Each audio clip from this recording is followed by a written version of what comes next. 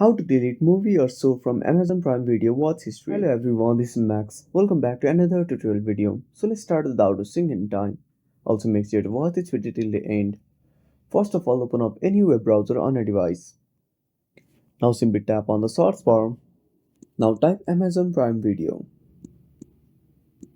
Now once you're done, simply tap on the search icon at the bottom right corner.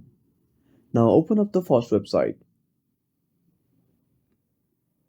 Now simply tap on sign in and sign in into your account. Now tap on continue. Now enter your password. Now once you sign in, simply tap on your profile at the top right corner.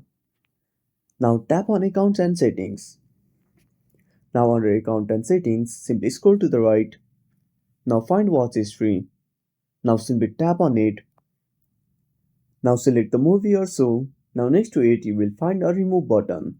Simply tap on remove from watch history and that's it. Thanks for watching. Make sure to subscribe our channel and hit the bell icon. See you in the next video.